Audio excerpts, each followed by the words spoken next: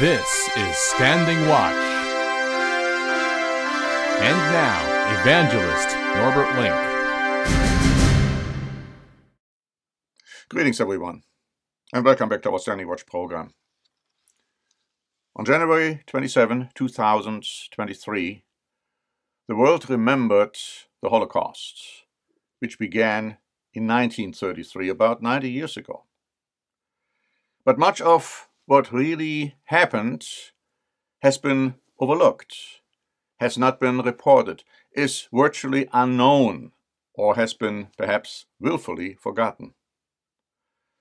The Daily Mail wrote on January 27, 2023, "The way the Holocaust is normally reported in conventional histories concentrates our minds on the industrialized killing in death camps such as Auschwitz, the so-called final solution, with trainloads arriving and being almost instantaneously dispatched to the gas chambers and the crematorium. But this was only part of the story," argues leading Holocaust specialist Professor Dan Stone of the University of London. "We certainly tend to get wrong just how widespread the Holocaust was," argues Stone.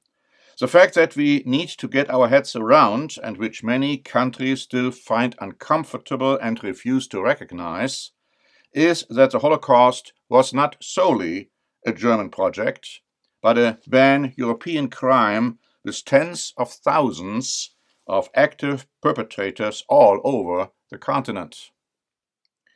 Stone writes, "Although the persecution of the Jews that led to the Holocaust was a German project, a point which cannot be overemphasized, it chimed with the programs of many European fascists and authoritarian regimes. Without the willing participation of so many collaborators across Europe, the Germans would have found it much harder to kill so many Jews. Countries such as France, Norway, Croatia, Slovakia, Hungary, Romania persecuted, expelled, and killed Jews, and they did so not under duress from Berlin, but because to do so fitted with their own long-held anti-Semitic views and nationalist aspiration. Collaboration and complicity were everywhere. The fact is that the genocide of the Jews could not have been so thorough and brutal without active collaboration across a Europe that was widely anti-Semitic. Nor did that deep-rooted racism disappear with the defeat of the Nazis. Recognizing that the scope of the Holocaust implicates the whole of Europe," Stone argues, "is important because some countries are now attempting to whitewash their past. Acknowledging how widespread the collaboration went in Europe and how easily so many nations drifted into doing unspeakable things is important," he argues. "The lesson he wants us to press home from the Holocaust is that deep and irrational passions can move human beings to collude in terrible things.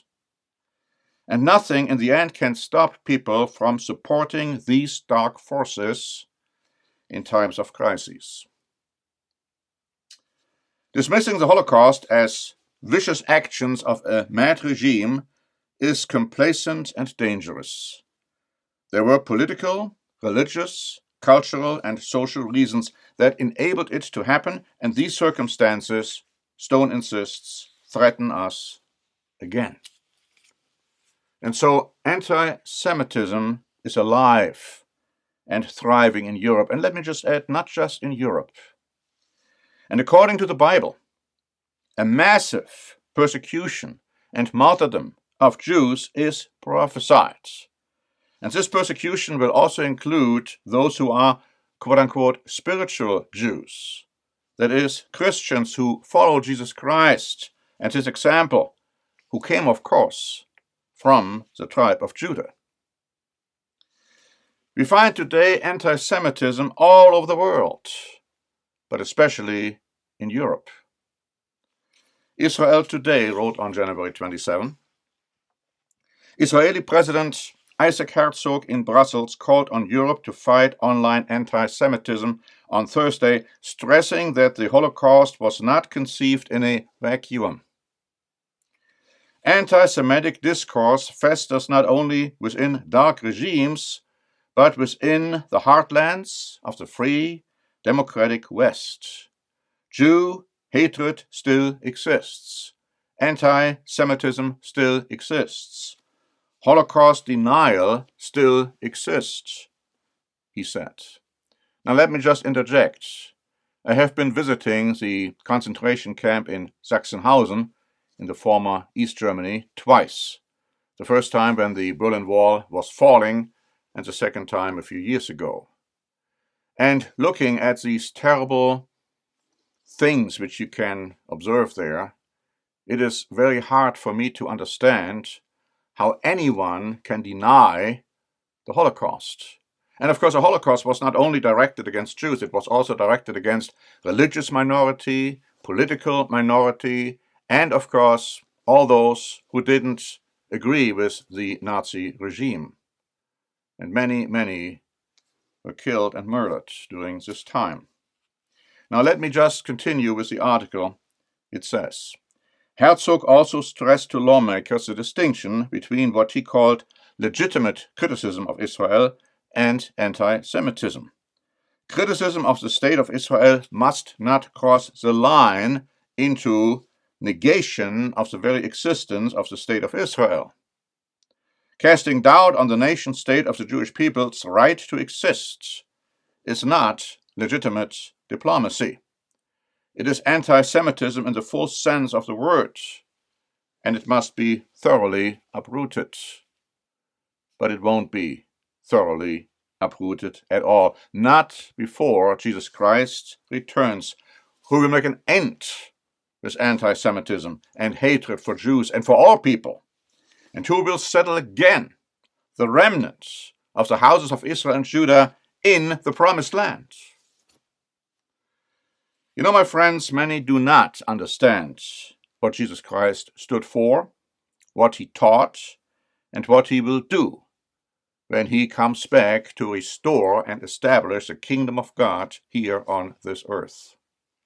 We have prepared two free booklets, Jesus Christ, a Great Mystery, and Do You Know the Jesus of the Bible? They are free for the asking. Please ask for a free copy. And thank you very much for listening. This is Norbert Link for the Standing Watch program.